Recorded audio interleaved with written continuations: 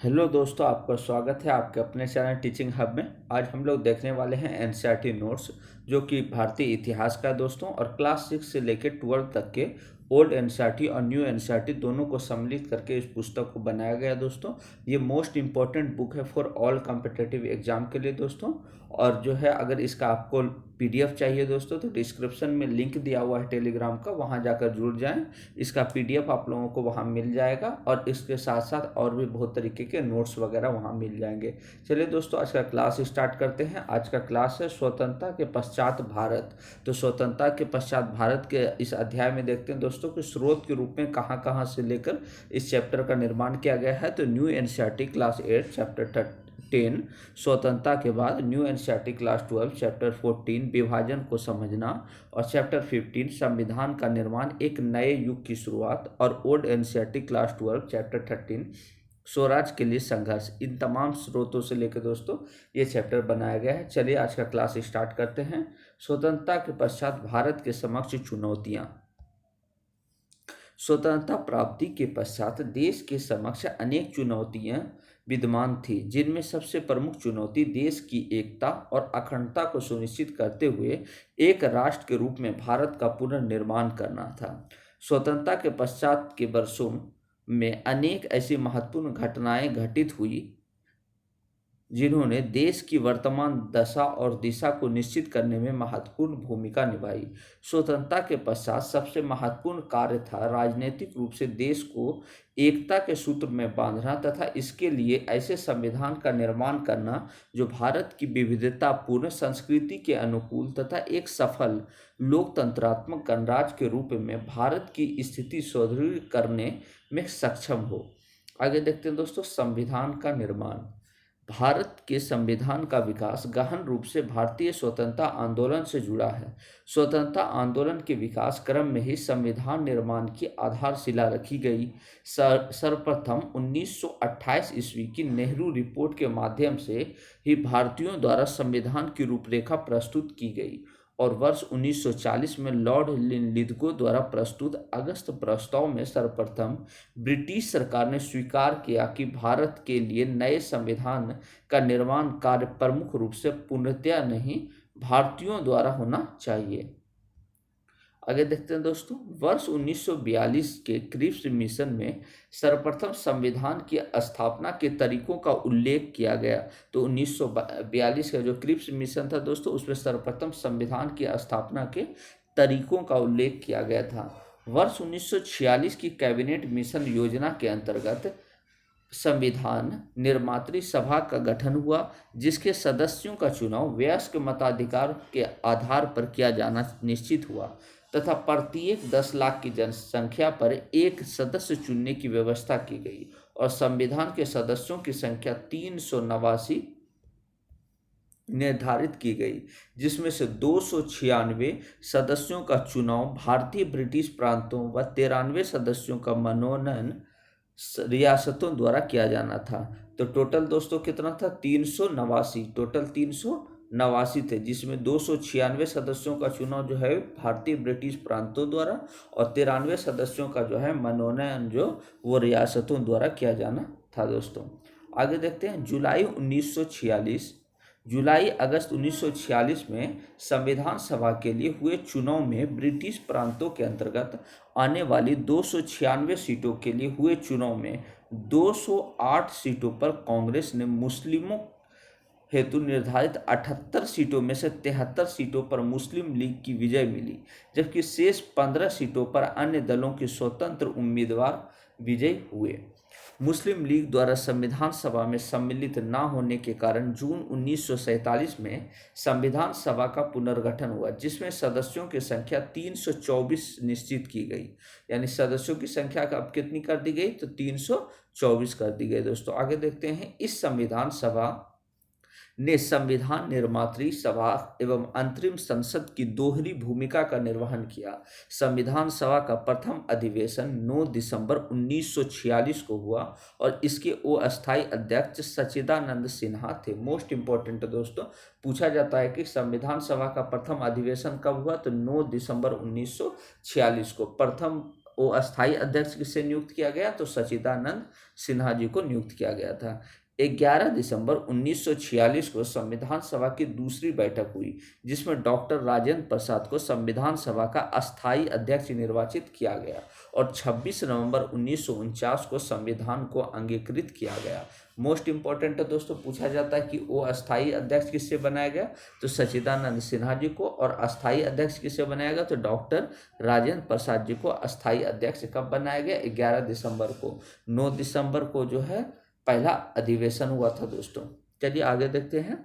24 जनवरी 1950 को संविधान सभा की अंतिम बैठक हुई, यानी 24 जनवरी 1950 को संविधान सभा की अंतिम बैठक हुई, जिसमें डॉक्टर राजेंद्र प्रसाद देश के प्रथम राष्ट्रपति चुने गए और 26 जनवरी 1950 को इस संविधान को लागू कर दिया गया। आगे देखते हैं महत्वपूर्ण तथ्य के रूप में।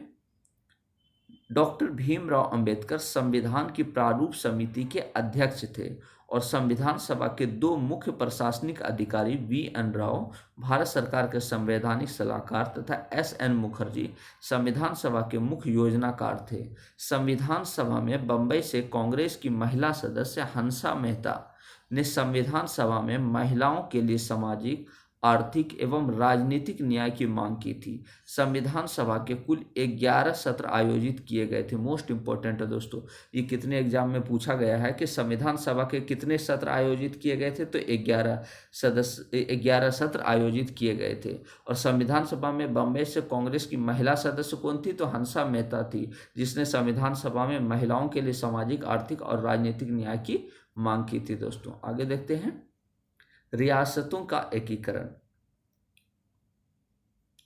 भारतीय स्वतंत्रता अधिनियम 1947 के अनुसार रियासतों के संदर्भ में ब्रिटिश सर्वोपरिता का अंत कर दिया गया तथा उन्हें इस अधिनियम द्वारा निर्मित 2 अधिराज्यों भारत एवं पाकिस्तान में किसी एक में शामिल होने की या अपनी भावी संबंधों के निर्धारण की स्वतंत्रता प्रदान की गई। 15 जून 1947 को अखिल भारतीय कांग्रेस कमेटी ने घोषणा की कि वह भारत की किसी भी रियासत की स्वतंत्रता की घोषणा करने तथा भारत के अवशिष्ट भाग से पृथक होकर रहने का अधिकार को स्वीकार नहीं कर सकती।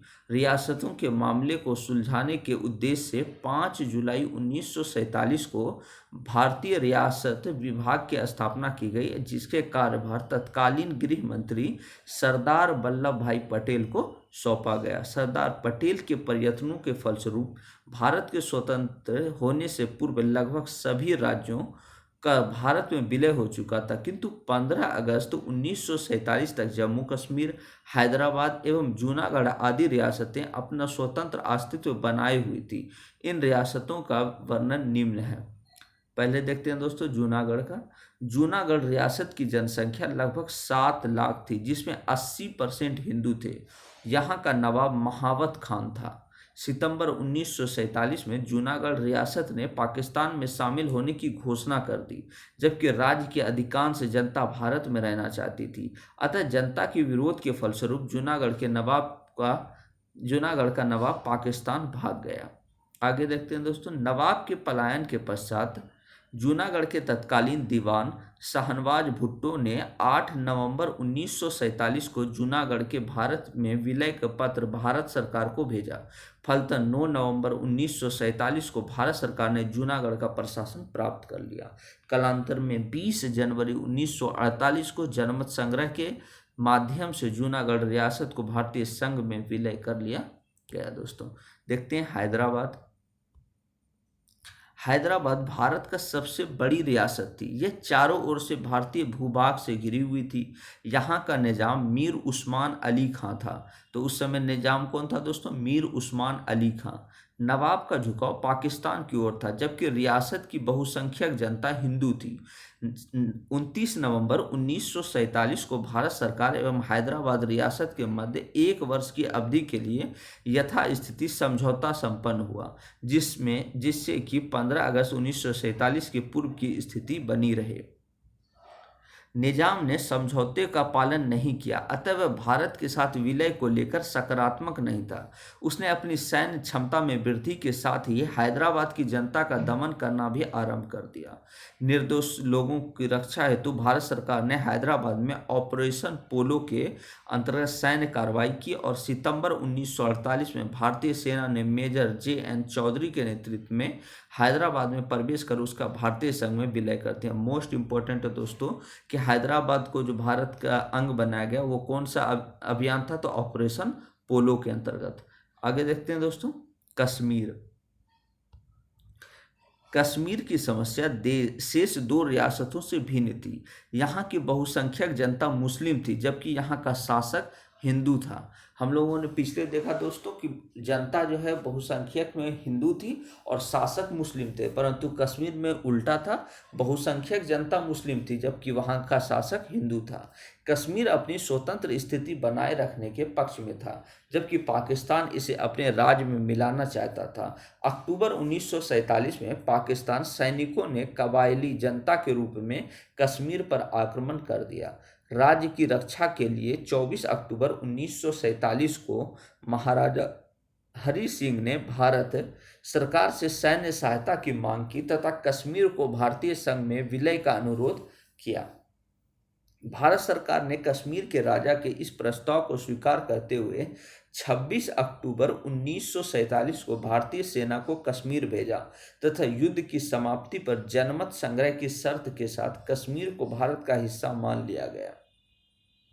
31 अक्टूबर 1947 को अस्थायी संकटकालीन शासन का निर्माण किया गया और शेख अब्दुल्ला को इसका प्रधान नियुक्त किया गया। जनवरी 1948 में भारत सरकार ने संयुक्त राष्ट्र सुरक्षा परिषद में पाकिस्तानी कबीलियों के कश्मीर पर आक्रमण करने की सूचना दी। दूसरी ओर पाकिस्तान ने इस विलय को अवैध बताया। संयुक्त राष्ट्र सुरक्षा परिषद ने वर्ष 1948 में इस समस्या के समाधान हेतु अंतर्राष्ट्रीय आयोग की नियुक्ति की। जनवरी 1949 को भारत व पाकिस्तान युद्ध विराम के लिए इस शर्त पर मान गए कि कश्मीर में संयुक्त राष्ट्र संघ के निरीक्षण में जनमत संग्रह होगा और वर्ष 1951 में जम्मू कश्मीर विधानसभा की बैठक प्रारंभ हुई और वर्ष 1954 में राज्य के संविधान सभा ने जम्मू कश्मीर के भारतीय संघ में विलय करने की पुष्टि कर दी। दोस्तों, यूरोपीय उपनिवेशों का एकीकरण। स्वतंत्रता के बाद भी भारत में पुर्तगाल और फ्रांस के उपनिवेश बने हुए थे। पुर्तगाली उपनिवेश में जैसे गोवा, दमन, दीव तथा दादर एवं नगर हवेली था, जबकि फ्रांसीसी उपनिवेश में पांडुचेरी, कराईकल, यनम, माहे और चंद्रनगर शामिल थे। वर्ष 1954 में भारत और फ्रांस के मध्य हुए एक समझौते के माध्यम से फ्रांस ने अपने सभी भारतीय उपनिवेशों को भारत को लौटा दिया। गोवा में कांग्रेसी नेता त्रिस्ताओ ब्रागांजा कुन्हा ने गोवा को पुर्तगाल से आज़ादी दिलाने के लिए संघर्ष किया। अंततः भारतीय सेना की सहायता से गोवा वर्ष 1961 में भारत का अंग बन गया। आगे देखते हैं दोस्तों, भाषाई समस्या। स्वतंत्रता के पश्चात देश की राष्ट्रीय राजभाषा की समस्या एक प्रमुख समस्या के रूप में उत्पन्न हुई। बीजी खेर की अध्यक्षता में एक सरकारी भाषा समिति का गठन किया गया। दक्षिण के राज्य हिंदी भाषा का विरोध कर रहे थे। वर्ष 1948 में संविधान सभा में न्यायाधीश एस के धर के अधीन एक भाषाई प्रांत आयोग गठित किया गया और इस आयोग ने राष्ट्रीय एकता एवं प्रशासनिक सुविधा दोनों की दृष्टियों से भाषाई आधार पर प्रांतों के गठन का प्रस्ताव रद्द कर दिया। आगे देखते हैं दोस्तों, दिसंबर 1948 में एक आयोग गठित किया गया जिसमें नेहरू, पटेल एवं पट्टाभी सीतारामैया शामिल थे। इसे जेवीपी आयोग भी कहा जाता है। इस आयोग ने भी भाषाई आधार पर प्रांतों के गठन के प्रस्ताव को अस्वीकार कर दिया। मद्रास प्रेसिडेंसी के तेलुगु भाषी क्षेत्रों के लोगों ने गांधीवादी नेता पोट्टी श्री रामुलु के नेतृत्व में आंदोलन आरंभ कर दिया। इनकी मांग एक नए आंध्र प्रदेश का गठन करने की थी। 58 दिनों के लंबे अनशन के बाद 15 दिसंबर 1952 को श्री रामुलु की मृत्यु हो गई, जिसके कारण हिंसा विस्तृत हो गई। अतः वर्ष 1953 में आंध्र प्रदेश को राज्य का दर्जा प्राप्त हो गया। इस आंदोलन की सफलता के पश्चात देश के अन्य भागों में भी भाषा के आधार पर राज्य गठन की मांग तीव्र हो गई। आगे देखते हैं दोस्तों। वर्ष 1953 में फजल अली की अध्यक्षता में राज्य पुनर्गठन आयोग का गठन किया गया। के.एम. पनिक्कर एवं हृदय नाथ कुंजरू इस आयोग के सदस्य थे। इस आयोग ने वर्ष 1956 में अपनी रिपोर्ट सौंपी। इस आयोग ने भाषाई आधार पर प्रांतों के गठन की सिफारिश की। फजल अली आयोग की रिपोर्ट के आधार पर वर्ष 1960 में बम्बई प्रांत का विभाजन मराठी क्षेत्रों के लिए महाराष्ट्र तथा गुजराती भाषा के लिए गुजरात राज्य कर दिया गया। वर्ष 1966 में पंजाब प्रांत का भी विभाजन भाषा के आधार पर 2 राज्यों में कर दिया गया। पंजाबी भाषी क्षेत्रों को मिलाकर पंजाब तथा हिंदी क्षेत्रों को मिलाकर हरियाणा बनाया गया। आगे देखते हैं दोस्तों आर्थिक प्रगति की रूपरेखा। स्वतंत्रता के पूर्व भी आर्थिक नियोजन के प्रयास किए गए थे। वर्ष 1938 में नेहरू की प्रेरणा से राष्ट्रीय योजना समिति का गठन किया गया। वर्ष 1944 में 8 उद्योगपतियों ने मिलकर आर्थिक विकास के लिए एक योजना बनाई, जिसे बॉम्बे प्लान के नाम से जाना जाता है। श्रीमन नारायण ने गांधीवादी योजना तथा एम.एन. रॉय ने पीपुल्स प्लान बनाया था। दोस्तों मोस्ट इंपॉर्टेंट है दोस्तों, पूछा जाता बॉम्बे प्लान क्या था। तो बॉम्बे प्लान क्या था कि 1944 में 8 उद्योगपति ने मिलकर जो है आर्थिक विकास के लिए एक योजना बनाई थी, वही बॉम्बे प्लान था दोस्तों। और गांधीवादी योजना किसके द्वारा चलाया गया, तो श्रीमन नारायण के द्वारा, जबकि पीपुल्स प्लान बनाया गया एम.एन. रॉय के द्वारा। के सी नियोगी समिति की संस्तुति पर 15 मार्च 1950 को संविधानेतर संस्था के रूप में योजना आयोग का गठन किया गया। मोस्ट इंपॉर्टेंट है दोस्तों, पूछा जाता है कि योजना आयोग का गठन कब किया गया, तो 15 मार्च 1950 को किया गया। 15 मार्च 1950 को संविधानेतर संस्था के रूप में योजना आयोग का गठन किया गया।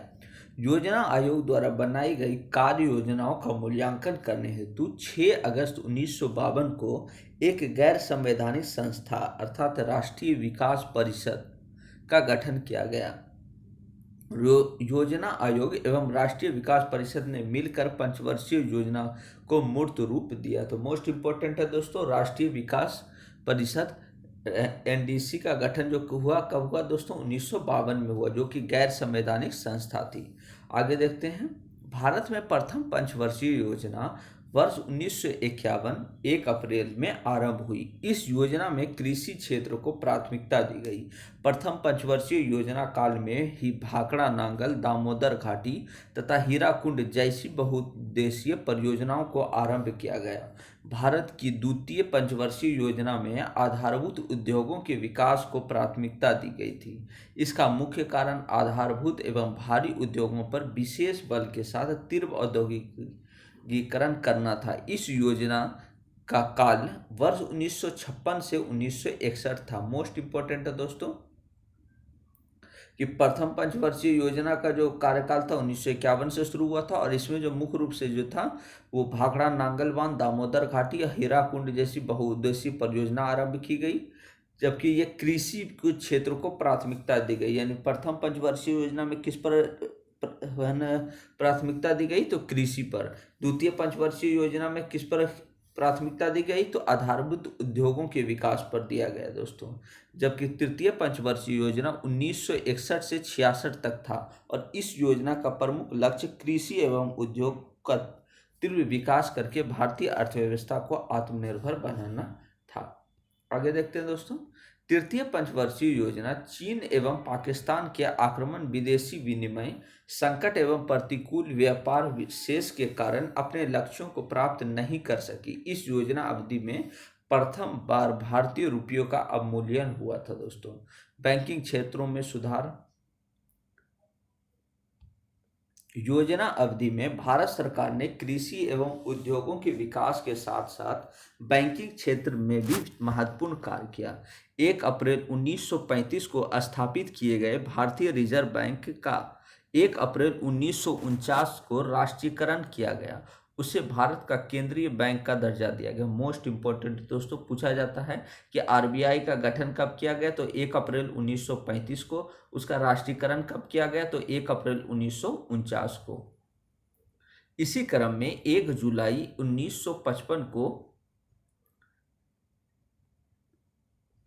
आगे देखते हैं दोस्तों, इसी क्रम में 1 जुलाई 1955 को गोरेवाला समिति की अनुशंसाओं पर इंपीरियल बैंक का राष्ट्रीयकरण करके उसे स्टेट बैंक ऑफ इंडिया नाम दिया गया। और वर्तमान में स्टेट बैंक भारत का सबसे बड़ा व्यावसायिक बैंक है। मोस्ट इंपॉर्टेंट है दोस्तों कि जो है स्टेट बैंक पहले क्या नाम था, पुराना नाम, तो इंपीरियल बैंक उसका पुराना नाम था। और 1 जुलाई 1955 को गोरेवाला समिति की अनुशंसा पर ही जो है इंपीरियल बैंक का नाम चेंज करके स्टेट बैंक ऑफ इंडिया कर दिया गया था। नेक्स्ट देखते हैं दोस्तों, 30 अप्रैल 1950 की नई आर्थिक नीति घोषणा की गई, जिसमें सरकार ने समाजवादी समाज की स्थापना को अपना लक्ष्य निर्धारित किया। इस औद्योगिक नीति को भारत का आर्थिक संविधान कहा जाता है। मोस्ट इंपोर्टेंट है दोस्तों कि 30 अप्रैल 1930 को नई आर्थिक औद्योगिक नीति घोषित की गई। दोस्तों सामाजिक प्रगति की रूपरेखा देखते हैं दोस्तों। स्वतंत्रता के पश्चात भारत में भूमि सुधार, शिक्षा, स्वशासन आदि के लिए महत्वपूर्ण कदम उठाए गए। औपनिवेशिक भूमि व्यवस्था में परिवर्तन कर नवीन भू राजस्व व्यवस्था को लागू किया गया। महालवाड़ी, रैयतवाड़ी तथा अस्थायी बंदोबस्त प्रणाली को समाप्त करके भूमि सुधार हेतु महत्वपूर्ण कार्य किए गए। नवीन कृषि नीति के अंतर्गत मध्यस्थों को उन्मूलन किया गया तथा काश्तकारी सुधारों को लागू करके कृषि को पुनर्गठित किया गया और जमींदारी प्रथा का धीरे धीरे उन्मूलन कर दिया गया। नेक्स्ट देखते हैं दोस्तों, जमींदारी उन्मूलन। काश्तकारों के सुधारों के लिए लगान का नियमन एवं भूमि पर स्वामित्व दिया गया। जमींदारी उन्मूलन एवं भूमि सुधार अधिनियम 1950 सर्वप्रथम उत्तर प्रदेश में पारित किया गया। बाद में यह सभी राज्यों में पारित हुआ। कृषि कानून का पुनर्गठन करते हुए खेतों की सीमाबंदी एवं चकबंदी की गई तथा जमींदारों या प्रति व्यक्ति अधिकतम जमीन रखने की उच्चतम सीमा सभी राज्यों में निश्चित की गई। 60 के दशक में खाद्यान्न संकट उत्पन्न होने के पश्चात भारत में 70 के दशक में हरित क्रांति लाने के विशेष प्रयास किए गए। परिणाम स्वरूप भारत खाद्यान्न में आत्मनिर्भर बना। सामुदायिक विकास कार्यक्रम। गांधी जी की विचारधारा के अनुरूप ग्रामीण क्षेत्रों को सामाजिक, आर्थिक एवं राजनीतिक रूप से सशक्त बनाने हेतु 2 अक्टूबर 1952 से सामुदायिक विकास कार्यक्रम आरंभ किया गया। वर्ष 1953 में राष्ट्रीय विकास योजना को प्रारंभ किया गया और वर्ष 1957 में बलवंत राय मेहता की अध्यक्षता में ग्रामोद्धार समिति का गठन किया गया और मेहता समिति ने त्रिस्तरीय पंचायती राज व्यवस्था की सिफारिश की। इसके 3 स्तर ग्राम पंचायत, तहसील पंचायत और जिला पंचायत थे। मोस्ट इंपोर्टेंट है दोस्तों, पूछा जाता है कि त्रिस्तरीय पंचायती राज व्यवस्था की सिफारिश किसने की, तो बलवंत राय मेहता के द्वारा किया गया। दोस्तों बलवंत राय मेहता के द्वारा किया गया। कब किया गया, 1957 में। आगे देखते हैं दोस्तों, 1 अप्रैल 1959 को भारत ने मेहता समिति की सिफारिश से स्वीकार कर ली तथा 2 अक्टूबर 1959 को राजस्थान के नागौर जिले से पंचायती राज की शुरुआत जवाहरलाल नेहरू द्वारा की गई। मोस्ट इंपोर्टेंट है दोस्तों, किसके द्वारा शुरुआत की गई, तो जवाहरलाल नेहरू के द्वारा। कब से शुरुआत की गई, तो 2 अक्टूबर 1959 को। कहाँ की गई, तो राजस्थान के नागौर जिले में। आगे देखते हैं दोस्तों, विधायी सुधार कार्य। वर्ष 1951 में खान अधिनियम बनाया गया, जिसके द्वारा स्त्रियों को खान में कार्य करना वर्जित कर दिया गया तथा गृह सेवा कानून ने स्त्रियों हेतु कार्य 8 घंटे निर्धारित हुए। वर्ष 1955 में हिंदू विवाह कानून बनाया गया, जिसके द्वारा बहु विवाह को गैर कानून बनाया गया। वर्ष 1956 में अस्पृश्यता संबंधी कानून पारित किया गया, जिसके अंतर्गत अस्पृश्यता को गैर कानूनी संज्ञेय अपराध बना दिया गया। वर्ष 1961 में दहेज विरोधी अधिनियम, मोस्ट इंपोर्टेंट दोस्तों पूछा जाता है, दहेज विरोधी अधिनियम कब पारित किया गया? तो 1961 में। तथा वर्ष 1960 में भारत के मुख्य न्यायाधीश पी.एन. भगवती द्वारा गुजरात में सर्वप्रथम लोक अदालत की स्थापना की गई। आगे देखते हैं दोस्तों, प्रेस एवं शिक्षा की प्रगति। स्वतंत्रता प्राप्ति के पश्चात भारत में प्रेस एवं शिक्षा के क्षेत्र में अनेक महत्वपूर्ण कदम उठाए। प्रेस के क्षेत्र में प्रगति, समाचार पत्र जांच समिति इत्यादि। सरकार द्वारा समाचार पत्रों के कानूनों के समीक्षा करने के लिए वर्ष 1947 में श्री गंगानाथ झा की अध्यक्षता में समाचार पत्र जांच समिति नियुक्त की गई। इस समिति ने भारतीय दंड संहिता की धारा 124A एवं 153A में संशोधित करने की सिफारिश की थी। नेक्स्ट देखते हैं समाचार पत्र अधिनियम 1951। भारत सरकार ने 1951 में समाचार पत्र यानी आपत्तिजनक विषय प्रकाशित करने पर जनमत, जमानत मांगने तथा जब्त करने का प्रावधान किया। भारत सरकार ने समाचार पत्र आयोग की अनुशंसा पर वर्ष 1951 में समाचार पत्र अधिनियम को वर्ष 1956 में निरस्त करके वर्ष 1956 का संसद कार्रवाई अधिनियम पारित किया, जिससे भारतीय प्रेस के विकास को एक नई दिशा मिली। दोस्तों आगे देखते हैं समाचार पत्र आयोग। वर्ष 1951 के समाचार पत्र अधिनियम के विरोध के परिणाम स्वरूप भारत सरकार ने भारतीय समाचार पत्रों के कार्य की समीक्षा करने के लिए न्यायाधीश J.S. राजाध्यक्ष की अध्यक्षता में समाचार पत्र आयोग की नियुक्ति की, जिसने वर्ष 1954 में अपना रिपोर्ट पेश किया। शिक्षा के क्षेत्र में प्रगति के रूप में देखते हैं दोस्तों, तो शिक्षा के क्षेत्र में निम्न आयोग द्वारा प्रगति की गई। पहला है दोस्तों राधा कृष्णन आयोग, जो कि 1948-49 में आया दोस्तों। स्वतंत्रता के पश्चात राष्ट्रीय सरकार ने शिक्षा की दिशा में विकास हेतु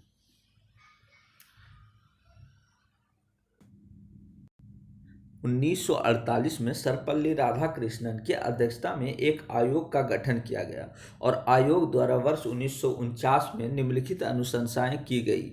विश्वविद्यालय से पूर्व 12 वर्ष का अध्ययन अनिवार्य किया गया। विश्वविद्यालय में कम से कम 180 दिन की पढ़ाई अनिवार्य की गई।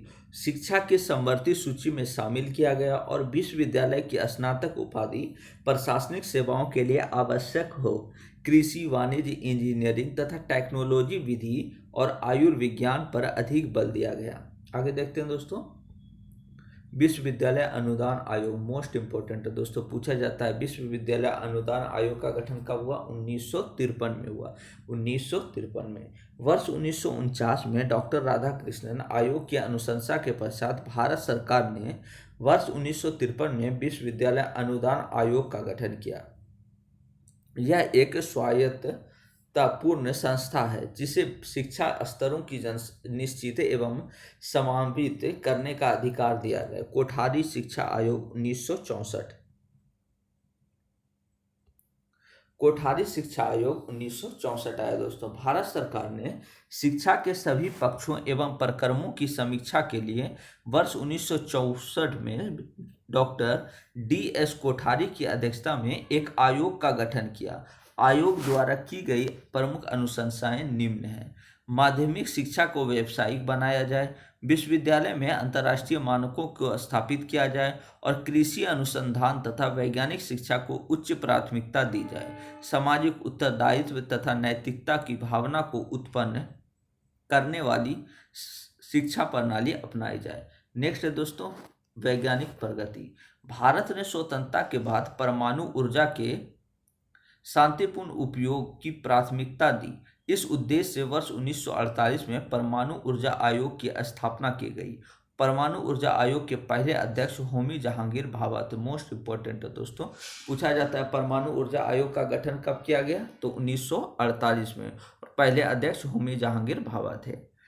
वर्ष 1954 में परमाणु ऊर्जा विभाग की स्थापना की गई। भाभा ने वर्ष 1954 में विचारकीय दीर्घकालीन नाभिकीय ऊर्जा का कार्यक्रम बनाया। इस कार्यक्रम का प्रमुख उद्देश्य यूरेनियम एवं थोरियम को प्राकृतिक संसाधनों का शांतिपूर्ण कार्यों के लिए उपयोग करना था। दोस्तों, भारत ने नाभिकीय ऊर्जा के अनुसंधान हेतु देश का पहला परमाणु अनुसंधान रिएक्टर अप्सरा 4 अगस्त 1956 को बंबई में स्थापित किया। वर्ष 1960 में कनाडा के सहयोग से साइरस नामक अनुसंधान रिएक्टर की स्थापना की तथा वर्ष 1962 में नांगल, जो कि पंजाब में स्थित है, प्रथम गुरु जल संयंत्र की स्थापना की गई। और वर्ष 1963 में तिरुअनंतपुरम के समीप थुम्बा के प्रथम सौंडिंग रॉकेट का प्रक्षेपण किया गया। आगे देखते हैं दोस्तों, वर्ष 1969 में भारतीय राष्ट्रीय अंतरिम अनुसंधान समिति का पुनर्गठन करके भारतीय अंतरिम अनुसंधान संगठन इसरो की स्थापना की गई। अंतर्राष्ट्रीय संबंधों का रूपरेखा। पंचशील समझौता भारत एवं चीन के मध्य 29 अप्रैल 1954 को हुआ था। इस समझौते से आशय आचरण के 5 सिद्धांत से था। इस समझौते के प्रमुख बिंदु निम्न हैं। एक दूसरे की प्रादेशिक अखंडता और सर्वोच्च सत्ता के लिए पारस्परिक सम्मान की भावना, परस्पर अनाक्रमण की भावना, एक दूसरे के आंतरिक मामले में हस्तक्षेप न करना, समानता एवं पारस्परिक लाभ, शांतिपूर्ण सह अस्तित्व की भावना का विकास। वर्ष 1954 में तिब्बत के मुद्दे को लेकर भारत एवं चीन के मध्य समझौते के परिणाम स्वरूप निर्धारित मापदंडों ने भारत की विदेश नीति को एक सकारात्मक दिशा प्रदान की। नेक्स्ट देखते हैं गुट निरपेक्षता। भारतीय स्वतंत्रता के समय अंतर्राष्ट्रीय राजनीति में 2 ध्रुवीय गुट उपस्थित थे। प्रथम साम्यवादी गुट था जिसका नेतृत्व सोवियत संघ कर रहा था, जबकि दूसरा पूंजीवादी गुट था जिसका नेतृत्व खुद अमेरिका कर रहा था। स्वतंत्रता के पश्चात भारत ने किसी भी गुट में शामिल न होकर गुट निरपेक्ष की नीति अपनाई। इस नीति का पालन करने में भारत दोनों गुटों के प्रति तटस्थ रहकर अपना सामाजिक आर्थिक विकास कर सकता था। 20 सितंबर 1961 को भारत के प्रधानमंत्री जवाहरलाल नेहरू, मिस्र के राष्ट्रपति कर्नल नासिर तथा यूगोस्लाविया के राष्ट्रपति मार्शल टीटो ने मिलकर बेलग्रेड में गुट निरपेक्ष आंदोलन की शुरुआत की। कब की? तो 20 सितंबर 1961 को गुट निरपेक्ष देशों का द्वितीय एवं तृतीय शिखर सम्मेलन क्रमशः काहिरा एवं लुसाका, जाम्बिया में आयोजित किए गए थे। एशियाई नीति।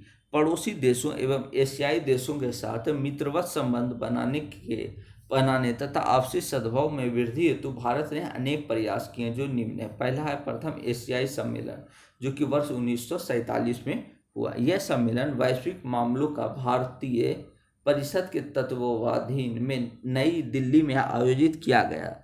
इसका उद्देश्य एशियाई राष्ट्रों के मध्य मैत्री व सहयोग को प्रोत्साहित करना तथा एशियाई जनता के प्रगति व हितों में वृद्धि करना था। द्वितीय एशियाई सम्मेलन वर्ष 1949 को इंडोनेशिया की समस्या पर विचार करने के लिए नई दिल्ली में 19 देशों के प्रतिनिधित्व का एक सम्मेलन हुआ, जिसमें इंडोनेशिया पर अधिग्रहण की निंदा की गई तथा डच पुलिस एवं सैनिकों की अविलंब इंडोनेशिया छोड़ने को कहा गया और जनवरी 1950 तक इंडोनेशिया को स्वतंत्र किए जाने की मांग की गई। बांडुंग सम्मेलन। इंडोनेशिया के बांडुंग शहर में अप्रैल 1955 में एफ्रो एशियाई देशों का एक सम्मेलन आयोजित किया गया था, जिसमें 29 देशों के 340 एशियाई अफ्रीकी प्रतिनिधियों ने भाग लिया। इस सम्मेलन के 340 एशियाई अफ्रीकी प्रतिनिधि ने भाग लिया। इस सम्मेलन का आयोजन भारत, बर्मा एवं इंडोनेशिया ने सम्मिलित रूप से किया था। तो सम्मिलित रूप से कौन कौन किया था? भारत, बर्मा और इंडोनेशिया। आगे देखते हैं दोस्तों, बाडुंग सम्मेलन 1955 में हुआ दोस्तों। इंडोनेशिया के बाडुंग शहर में अप्रैल 1955 में एक एफ्रो एशियाई देशों का एक सम्मेलन आयोजित किया गया, जिसमें 29 देशों एफ्रो एशियाई देशों का एक सम्मेलन आयोजित हुआ, जिसमें 29 देशों के 340 एशियाई अफ्रीकी प्रतिनिधियों ने भाग लिया। इस सम्मेलन का आयोजन भारत, बर्मा एवं इंडोनेशिया ने सम्मिलित रूप से किया था। तो बाडुंग सम्मेलन क्या था दोस्तों? तो बाडुंग सम्मेलन का जो भारत, बर्मा और इंडोनेशिया तीनों ने मिलकर किया था दोस्तों, और ये इंडोनेशिया के बाडुंग शहर में 1955 में हुआ था। आगे देखते हैं। सम्मेलन में पंचशील के सिद्धांतों पर बल दिया गया तथा एशियाई अफ्रीकी देशों से संबंध रखने वाली आर्थिक, सामाजिक और सांस्कृतिक समस्याओं पर विचार किया गया। इस सम्मेलन को तृतीय शक्ति के अभ्युदय का प्रतीक माना जाता है। नेक्स्ट देखते हैं दोस्तों। सुएज नहर संकट 1956 में हुआ। अमेरिका एवं ब्रिटेन द्वारा मिस्र पर गुटनिरपेक्ष की नीति छोड़ने का दबाव बनाया तथा नील नदी पर आसवान बांध, जो कि डैम बनाने के लिए किया गया वित्तीय सहायता का वादा तोड़ दिया। प्रतिक्रिया स्वरूप मिस्र ने सुएज नहर का राष्ट्रीयकरण कर दिया। इससे नहर का उपयोग करने वाले देशों ने नहर के अंतर्राष्ट्रीय मांग शुरू कर दी।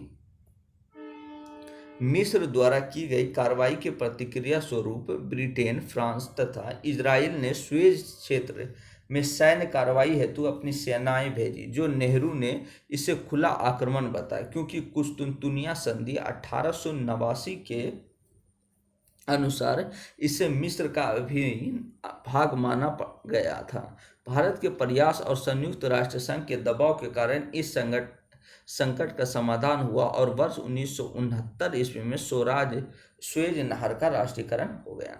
आगे देखते हैं दोस्तों। PL 480 समझौता।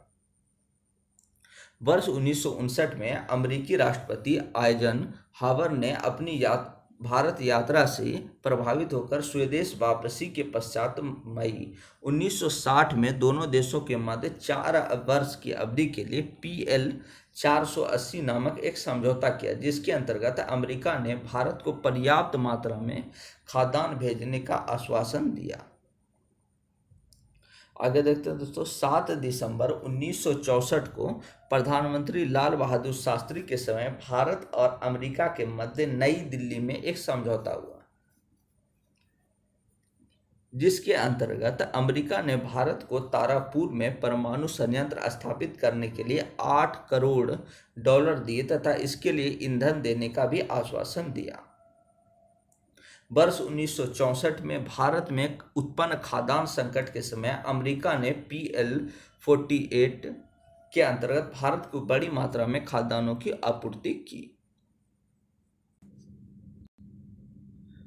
वर्ष 1965 में भारत पाक युद्ध के समय अमेरिका ने दोनों देशों पर युद्ध न बंद करने तक आर्थिक प्रतिबंध लगा दिए तथा भारतीयों को दी जाने वाली खाद्यान्न सामग्री की आपूर्ति रोक दी। युद्ध के समय पाकिस्तान द्वारा भारतीयों पर उन्हीं युद्ध शस्त्रों का प्रयोग किया गया जो अमेरिका ने उसे प्रदान किए थे, परंतु अमेरिका ने इस पर पाकिस्तान के विरुद्ध कोई आपत्ति नहीं की थी। स्पष्ट है कि अमेरिका इस काल में भारत के प्रति अधिकांशतः नकारात्मक दृष्टिकोण ही दर्शाता रहा। थैंक यू दोस्तों। मोस्ट इम्पोर्टेंट आज का चैप्टर था, इसे 2 से 3 बार रिपीट कर ले दोस्तों, तो आप लोगों को बेहतर नॉलेज हो जाएगा दोस्तों। थैंक यू दोस्तों।